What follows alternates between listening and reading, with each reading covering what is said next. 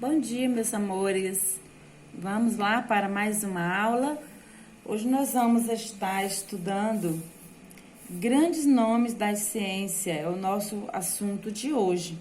Você vai abrir seu livro na página 172.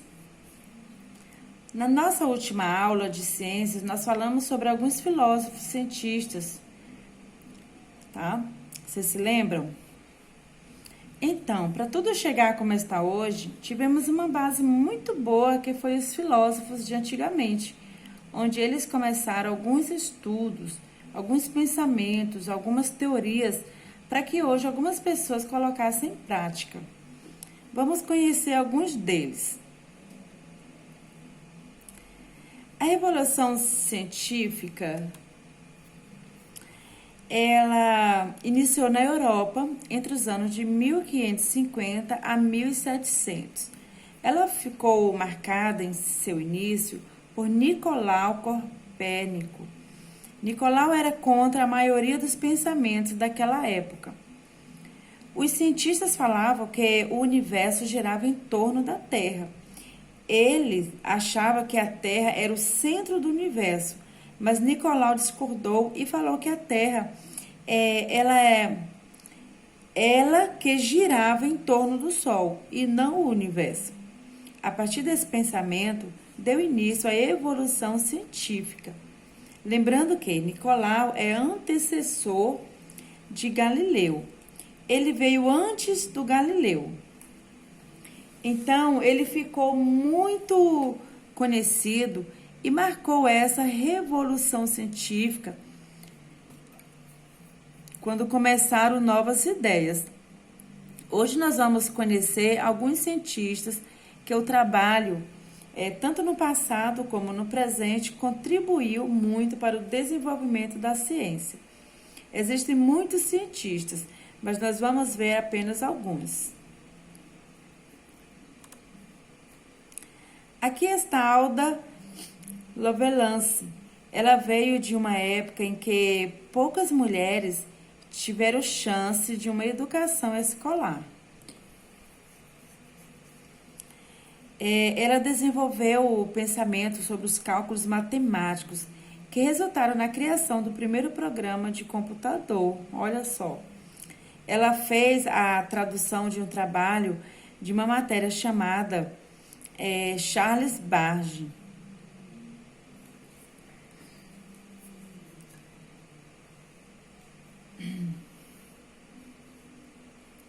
Charles Babbage. Em certa ocasião, Ada fez a tradução de um trabalho do matemático inglês Charles Babbage, que havia projetado uma máquina chamada máquina analítica. Máquina analítica capaz de resolver alguns tipos de cálculos matemáticos. Os altos custos de produção impediram que essa máquina fosse efetivamente construída. Entretanto, se fosse possível, seria algo semelhante a um tipo de computador muito simples, do tamanho de uma locomotiva de trem. Durante o trabalho de tradução, Ada fez anotações que complementavam os cálculos de Babbage, com muitas outras informações.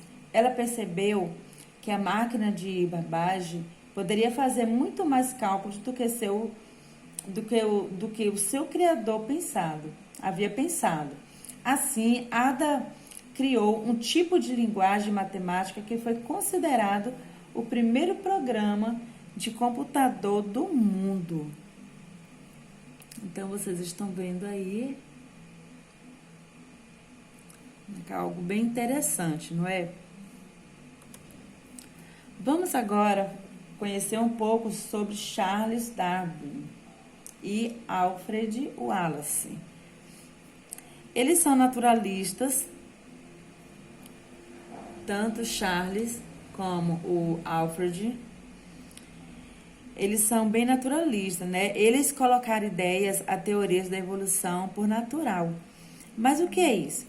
Eles explicam que os seres têm mudanças e o ambiente seleciona aqueles que são mais adaptáveis, os que vão sobreviver às condições daquele ambiente. Esse modelo foi testado e é aceito pelos cientistas hoje. Eles não se conheciam, mas a ideia deles batia uma com a outra. Eles pensavam da mesma forma. Então, para eles, né, era tudo natural. Tudo natural. Eles tinham um pensamento iguais, apesar de não se conhecerem, né? O pensamento deles batia um com o outro. Eles pensavam da mesma forma. Vamos ver agora Oswaldo Gonçalves Cruz. Aqui está esse senhor simpático.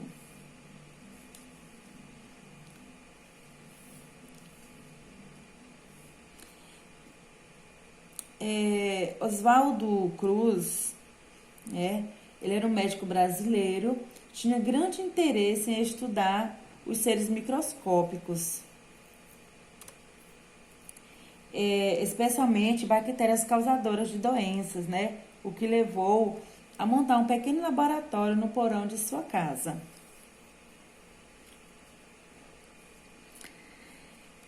Então, com o tempo, né, ele propôs que a febre amarela era uma doença causada por um vírus e transmitida por um mosquito, e não pelo contato com roupas, suor, sangue e secreções de doentes, como se acreditava antigamente.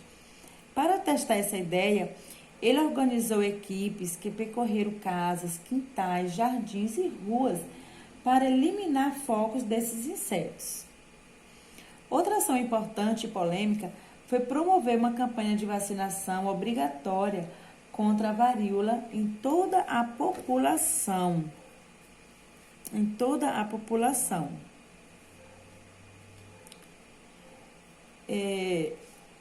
Nós temos aqui um instituto, né, federal que, em homenagem a Oswaldo Cruz, foi colocado esse nome. O Instituto Oswaldo Cruz ou Fiocruz, né? E esse instituto ele conta com centenas de pesquisadores que realizam importantes trabalhos científicos no Brasil, principalmente na área da saúde pública.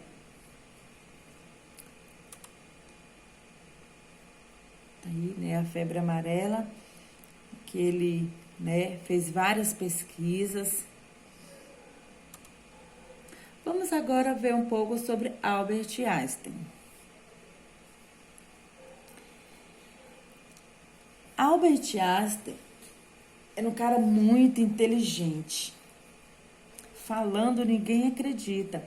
Ele teve muita dificuldade para falar e era lento para aprender. E aos 21 anos, ele conseguiu se formar em física com notas muito altas, né? Entre os seus inúmeros trabalhos científicos desenvolvidos, ele se destacou pelos estudos dos corpos em movimento e pelo estudo do tempo. Einstein esclareceu inúmeros princípios que explicam as partículas que formam a matéria e a energia nuclear. Olha só, ele é de uma inteligência muito grande e pelas suas criações, né, pelos seus inventos, ele recebeu um prêmio Nobel de física, né, pelo conjunto de sua obra. E detalhe, ele era contra a utilização de bombas nucleares, armas nucleares. Ele acreditava, né, que essas armas ia trazer muito mal para a população, muito mal para o público, né, para o mundo.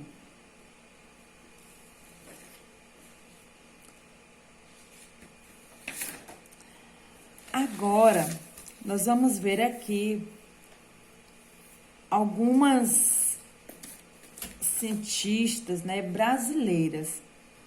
Nós vamos conhecer um pouco aqui sobre a Celina Torres.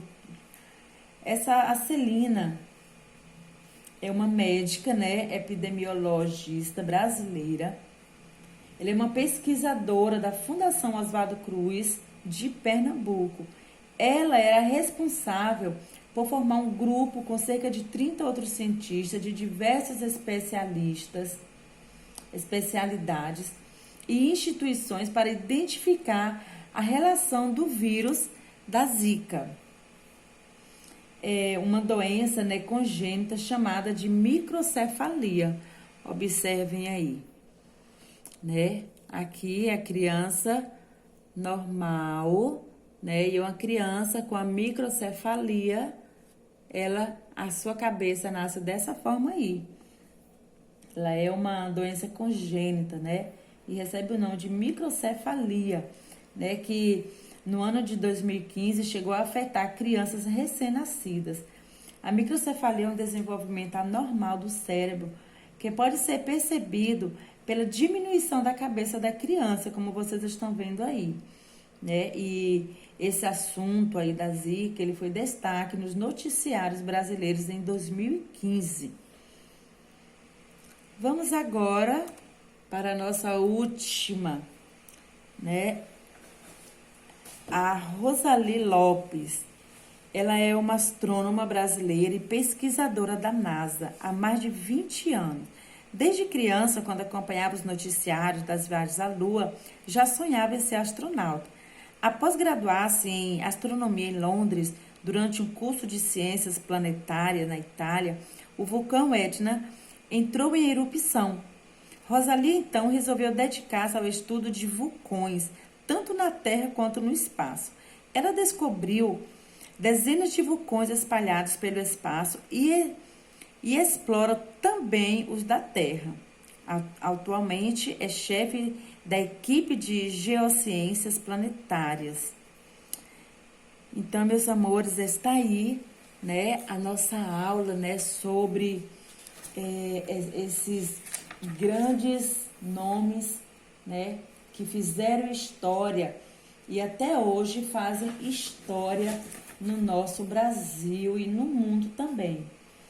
Agora você vai trabalhar nos exercícios de aplicação e no exercício proposto, ok? Um grande beijo para vocês.